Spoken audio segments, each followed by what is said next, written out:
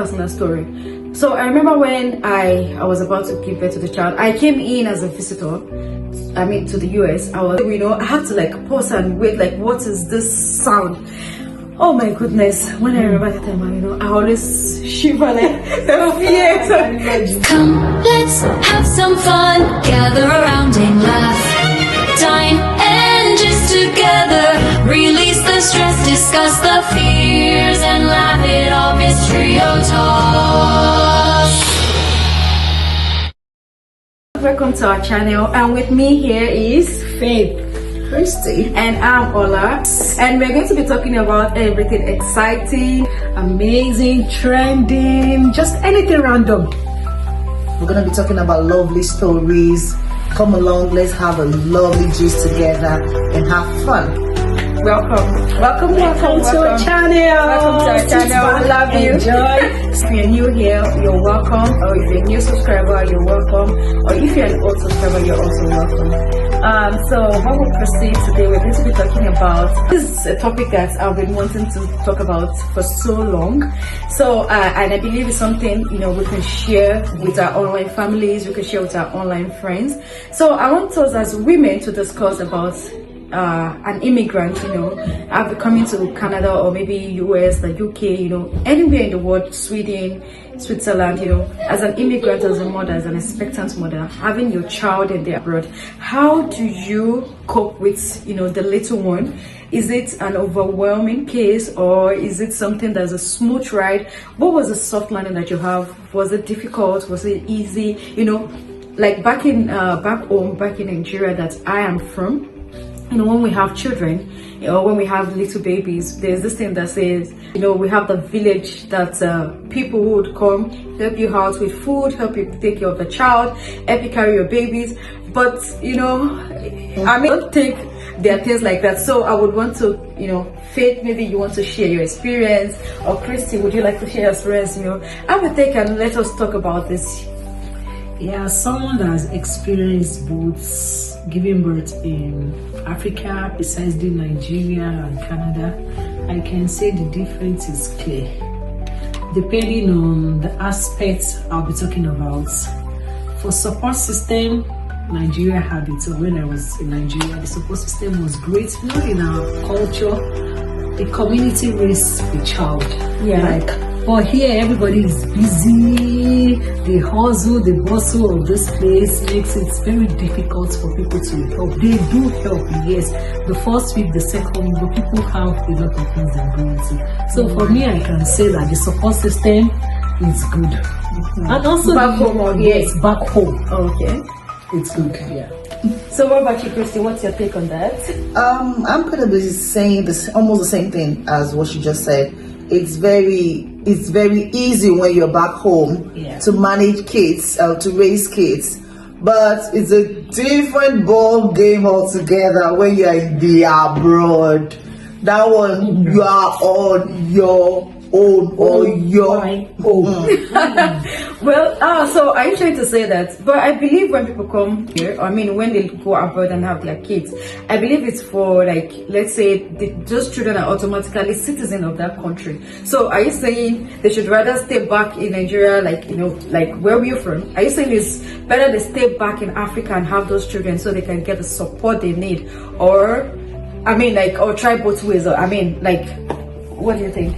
Babe, you would have to weigh your options. There are pros and there are cons to this, so you're going to weigh it. Which one fits you better? There are some people that will say, I'm not picking myself, so let me stay at home and let my mama take care of my kids and let them grow to an extent before I bring them abroad. Whereas some people say, no, I need to get their papers ready as quick as possible. Time waits for nobody, so I'm ready to go face it. But it is not easy. But you can also bring your support system. You can bring your mom, you can bring your spouse. Okay. Let me chip in something in there. As in, for me, like back home, I don't have any support system. Not like I don't have a mom. I have a mom, but she's a working class person, and my husband doesn't have a mom. So in that case, like, who do I bring in? Yeah, but you can look into the family. There will be somebody that you are close to that is ready to help. Some people will jump on the option when they hear about abroad. But then I can just bring any random person to my house too. Like, okay, so you online families want to hear your take. Like, what do you think? Is this? I mean, we know giving birth abroad, yeah. I believe it's a good thing because your child will definitely become a citizen of that country. But what's your take on it? Do you think bringing somebody in from back home is a good option, or just roll with the flow? And one more thing I want to ask: what if you don't have a supportive husband? Because that has a role to play in this. So I mean, how do you manage? And before you give birth, both of you should weigh the option. Why should you? Because to be pregnancy should be planned. In Nigeria, you can say it just happened. Here, Yeah, exactly. If you are going to get pregnant, it's going to be involved. It's going to be supportive. If you have older that's true. siblings, you should know that during the night while you are feeding the baby, you will wake up, take care of them, make their food, take them to school. We will have to live our culture. That's Nigerian culture. That men here, they're like, no, I'm this or no, overseas here. Abroad, it does not work that way. Yeah. And I would like to say that, just like we mentioned earlier, that it is something that you really need to plan, because this topic is a very crucial and critical one, in the sense that if one is not careful, this is one of the areas that breaks homes. It breaks relationships, because you'll be expecting your spouse to give in their best, and they are not doing that. So before you know it, you start to have a whole lot of anger and frustration, and you just want to end it. And ending it is not the solution, because handling it all alone too, it's going to be stressful. So you have to know what you're doing and planning. It's a cooperative thing. You have to cooperate there must be cooperation between the husband and the wife for them to be able to take up this challenge. Okay, I'm going to talk about my own personal story. When I had my child in the US, when I had my son. So this is very personal to me, like, because I only had one then, so I was pregnant with the other one. When I got to the US, I had my child, everything was going smoothly, but then I wasn't sleeping, because I don't expect a 4-year-old, because the eldest was 4 at that time. I don't expect her to be able to take care of a newborn for me. So I would not sleep in the night, and when the little one is done with me, the other one is waking me up. Mommy, I want my food. I have to shower her, dress her up, give her food. I was doing all of these things, and then one day, inside of doing my mommy's duty, I was in the kitchen, dishing food out for the eldest child, and I was hearing a very weird sound from the room. The sound was so uncomfortable. He couldn't breathe because the breast milk was coming out from his nose. And the painful part, prior to that day, my phone went bad. Like, my phone, I couldn't call. I don't know what settings I pressed on my phone, and I could only dial 911. I could not call my mom. I could not call my husband. I could not call anyone. Like, nobody. I could not reach out to anyone. And so while I was there, I tried to, like, a baby of, it wasn't even up to 1 month. So I just tried to, like, sit him up a little bit. I was just there praying, like, please. I was begging the sky, like, you could hear me. Because if you are not careful, you'll also be in trouble, because they will start asking you questions. What did you do? How did it happen? And the funny thing at the hospital, I'll come back to the story. And the funny thing at the hospital, I remember when I was even trying to push, the nurses were like, does he have a elder kid? I don't know if that's their culture in the US, but I remember they were like, oh, does he have? I said yes. Oh, can you sign this? I'm like, does he have toys? Does the older siblings have toys? Can you sign? I said, they're making me sign a lot of things. Like, if anything should happen to that child, they've already told me about it, so I should not hold them responsible. I mean, can you please hold on? Let me push this baby out first. Then I will read and understand what you want me to sign, and then we'll do it. So back to the story. I have to, like, pause and wait. Like, what is this sound? Oh my goodness! When I remember that time, I always shiver, like the fear. If still comes to my brain, what is something that had gone wrong? And it was just the three of us in the house that day. That is me, my daughter, and my little baby. So I rushed to the room. I dialed 911, and the 911 came. My baby was already okay.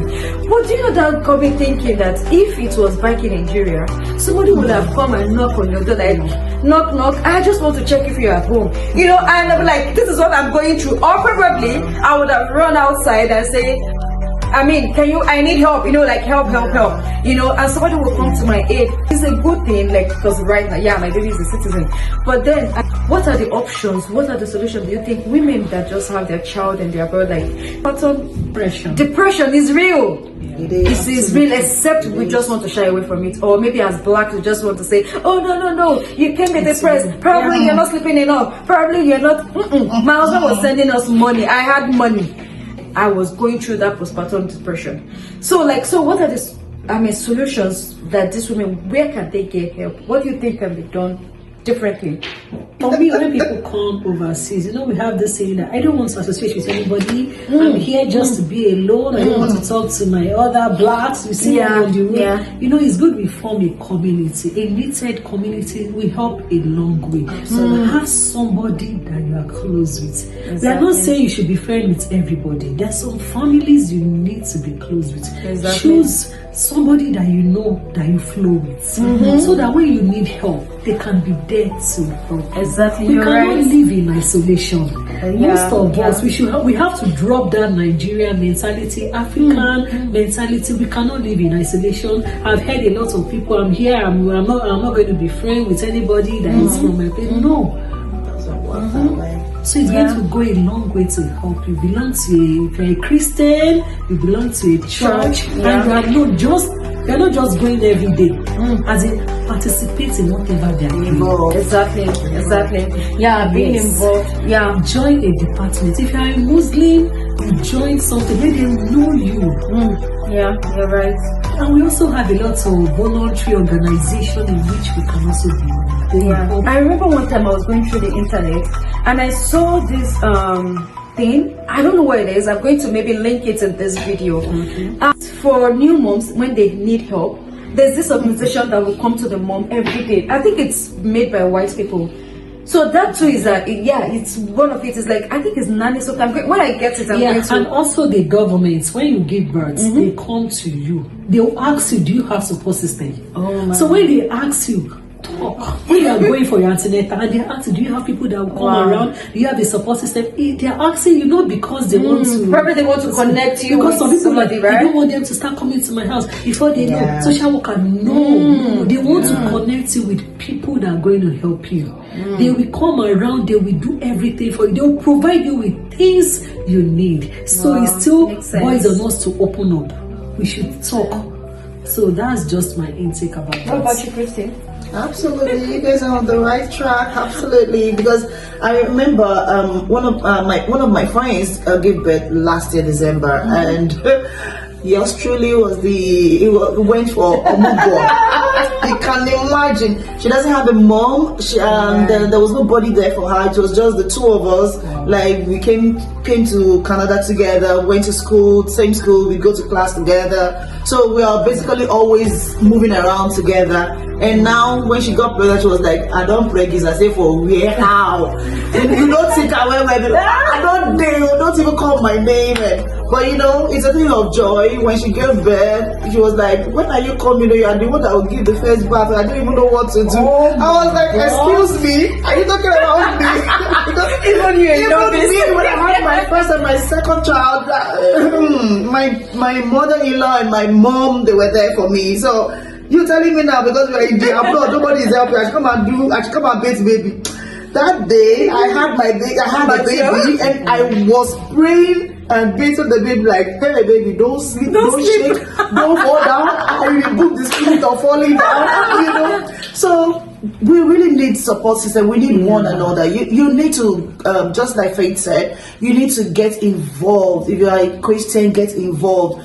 You know, don't just go to church. Get involved. Let them know you, so that at least when you need help, they will also be there for you. Make friends. Don't just say, "Oh, it's just my husband and I." No, you need people around. We need ourselves. We Exactly. need one We need each other. another. Yeah. Yeah, and this will bring us to the end of our video. I hope you like, comment, share, and subscribe.